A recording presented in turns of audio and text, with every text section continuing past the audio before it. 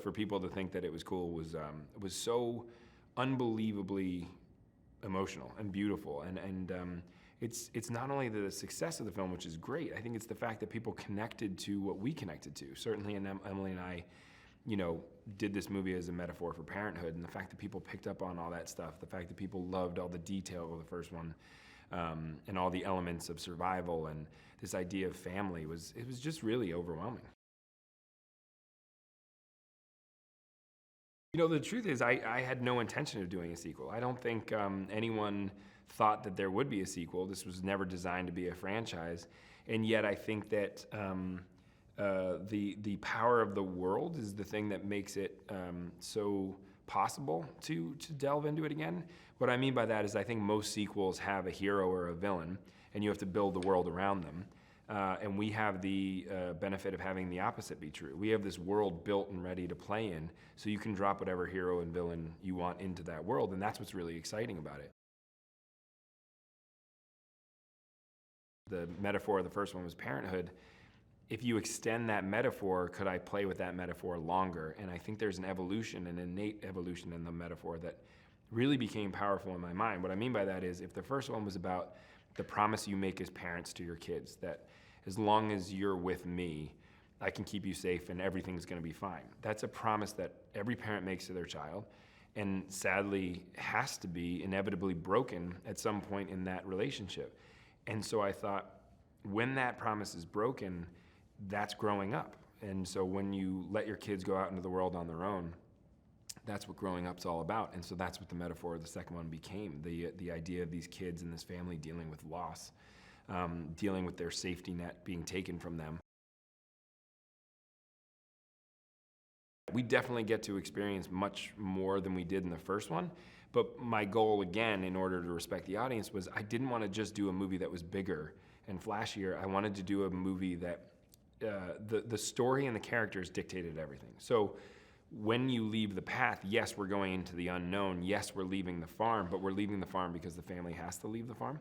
So we're expanding the world, but the intimacy comes from the rules are still the same.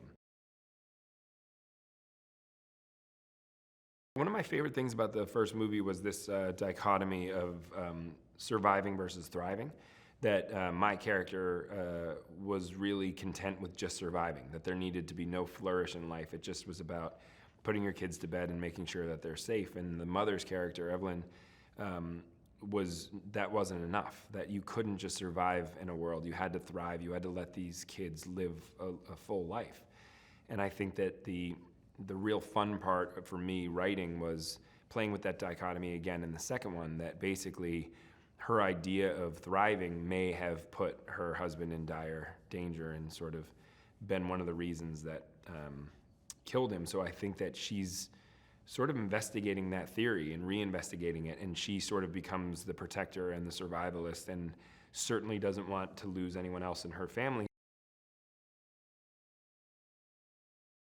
The beauty of Cillian's character, and what I was so excited when I wrote the character, was he hasn't made a decision on how he wants to live his life, that there is so much fear in his life, so much loss in his life. He doesn't feel the need to be a part of any community. And yet when meeting this family, it's a real conundrum for him, because this family is, of course, something that you want to be a part of, you want to help in any way you can. That is a very nuanced thing to have to play.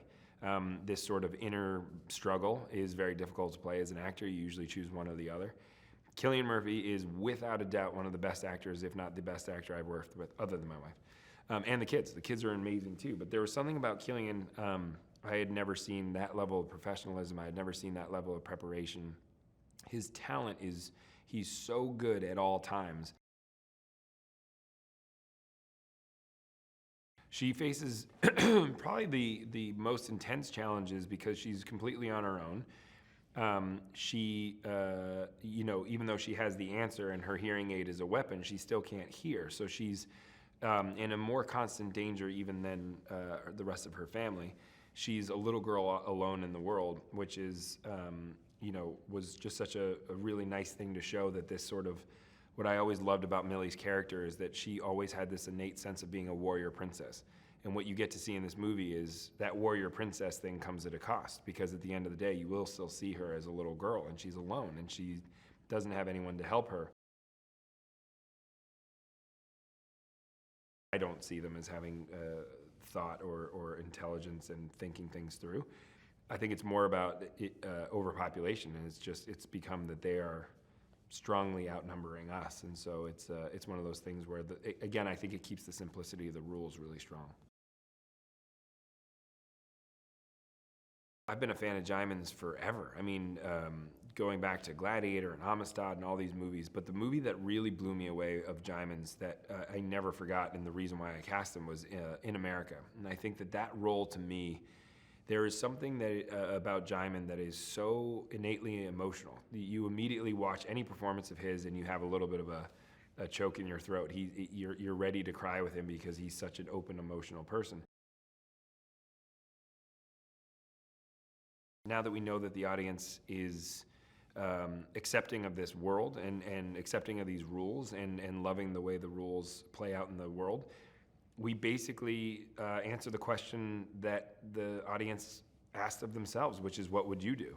Because I think that the family in the first movie has a leg up on the rest of the audience, because they can speak sign language, they have all these systems created, and now none of those things are going to save them. So they become just like everyone else, which is every single step that they take is a potential tragedy. And I think that that's what's really exciting, is that in the first movie there was a system that would keep you safe. In this movie, nothing keeps you safe. So the second movie really is the rules of the first movie without a safety net. Anything can be your demise.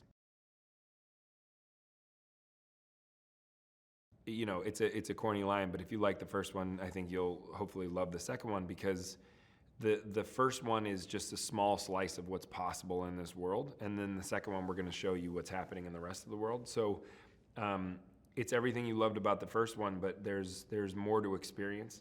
Obviously, because they don't have the safety systems, every step that they take is much more treacherous. The result of making sound here is a lot worse, because there's nowhere to run, nowhere to hide to. So it's a lot more exhilarating.